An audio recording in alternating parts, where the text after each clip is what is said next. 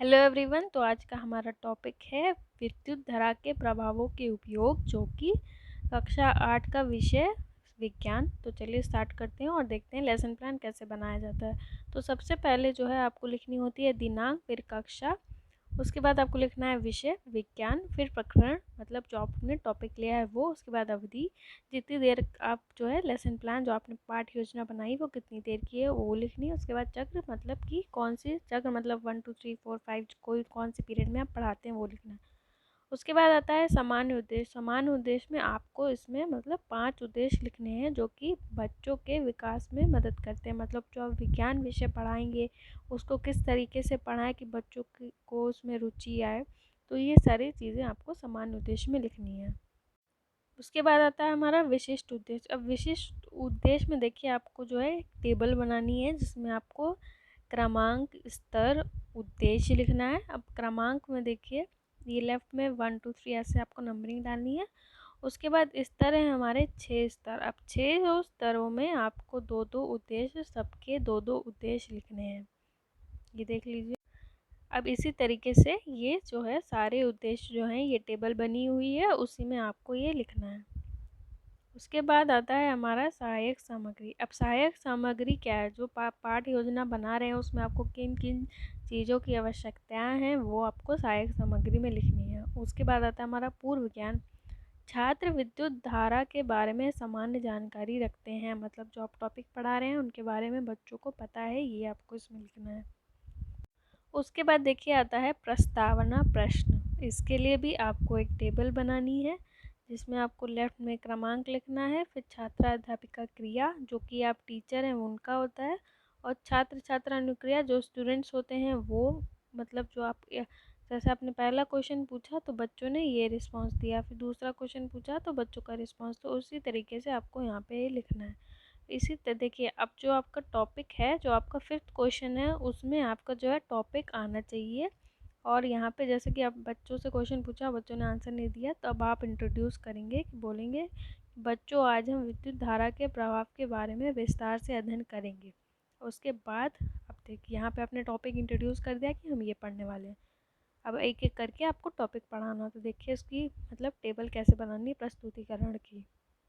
अब देखिए यहाँ पे प्रस्तुतिकरण 3 शिक्षण बिंदु बने लिए हैं।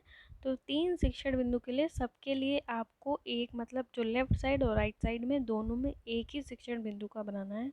अब देखिए लेफ्ट साइड में आपको लिखना है क्रमांक, शिक्षण बिंदु, छात्र अध्यापिका क्रिया, छात्र छात्रा अनुक्रिया। अब छात्र अध्यापिका क्रिया में आपको 2 से 3 विकासात्मक प्रश्न बनाने हैं जो आप बच्चों से पूछेंगे। ये आप बच्चों से पूछेंगे और यहाँ पे बच्चों जो रिस्पॉन्स दे रहे हैं वो यहाँ लिखना है। उसके बाद आप यहाँ टॉपिक जो पढ़ाने वाले हैं वो लिखना, और ये आपने जो टॉपिक एक्सप्लेनेशन दिया है वो छात्रा अध्यापिका कथन यहाँ आपको लिखना है। उसके बाद ये पूरी एक्सप्लेनेशन ये दे देनी है। अब ये था लेफ़्ट साइड का पेज। अब देखते हैं इसी जो शिक्षण बिंदु के लिए आपको राइट साइड पे क्या लिखना है। अब देखिए इसमें जैसे कि आपने विकासात्मक प्रश्न पूछा तो यहाँ पे प्रश्नोत्तर विधि का यूज़ हुआ है, और जो एक्सप्लेनेशन दिया उसमें व्याख्यान विधि का। सहायक सामग्री में जो आप चीज़ चार्ट वगैरह पे बना के ले जाएंगे वो सहायक सामग्री में बनानी है, और ये यहाँ पे श्याम पट्ट कार्य जो आप ब्लैक बोर्ड पे लिखते हैं वो यहाँ पे लिखना है। उसके बाद आता है हमारा दूसरा शिक्षण बिंदु। उसमें उसी तरीके पहली वाली जैसे आपने बनाई उसी की जैसे आपको दूसरी वाले के लिए भी 2 से 3 विकासात्मक प्रश्न बनाने हैं। उसके बाद टॉपिक लिखना है और ये पूरा एक्सप्लेनेशन देना है। और उसके बाद आपको शिक्षण विधि लिखनी है कि कौन सी शिक्षण विधि का इस्तेमाल किया है आपने। देखिए यहाँ पे शिक्षण विधि में यहाँ पे प्रश्नोत्तर विधि लिखी विकासात्मक प्रश्नों के लिए, और व्याख्यान विधि। उसके बाद सहायक सामग्री आपने क्या इस्तेमाल की, और ये श्यामपट्ट कार्य। इसी तरीके से जो हमारा तीसरा शिक्षण बिंदु है उसके लिए भी आपको ऐसे ही टेबल बना लेनी है, और ये पूरा एक्सप्लेनेशन यहाँ पे दे देना है। अब ये हमारा जो है यहाँ पे देखिए सहायक सामग्री, ये सहायक सामग्री आप या तो चार्ट पेपर पे प्रिंट करा लीजिए या फिर बना के ले जाइए, इसको जैसे भी आपको समझ में आए वैसे आपको एक्सप्लेनेशन देना होता है। उसके बाद आता है बोधात्मक प्रश्न। इसमें आपको 5 प्रश्न बनाने हैं। जो आपने 3 शिक्षण बिंदु बनाई उसी से रिलेटेड आपके 5 प्रश्न यहाँ पे बनेंगे, जिसका आंसर आपको श्यामपट्ट सारांश में पूरा एक्सप्लेनेशन यहाँ पे लिखना है। देखिए ये यहाँ पे 5 जो प्रश्न थे उनका 5 प्रश्नों का आंसर यहाँ पे लिखना है आपको ब्लैक बोर्ड पे।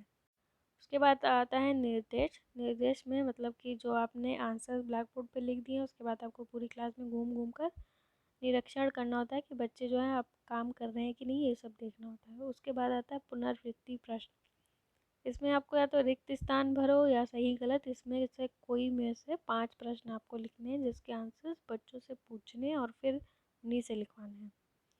ये देखिए 5 प्रश्न है। उसके बाद आता है गृह कार्य। ये देखिए लास्ट में आपको गृह कार्य दे देना है कि जो आपने टॉपिक पढ़ा है उसी से रिलेटेड आपको कोई भी क्वेश्चन दे देना है। फिर आपका यहीं पे लेसन प्लान कंप्लीट हो जाएगा। तो ये था हमारा आज का लेसन प्लान, विद्युत धारा के उपयोग। तो अगर आपको लेसन प्लान अच्छा लगा हो तो प्लीज़ लाइक एंड सब्सक्राइब कर दीजिएगा। अगर कोई भी डाउट हो तो प्लीज़ कमेंट सेक्शन में पूछ सकते हैं। Thank you for watching.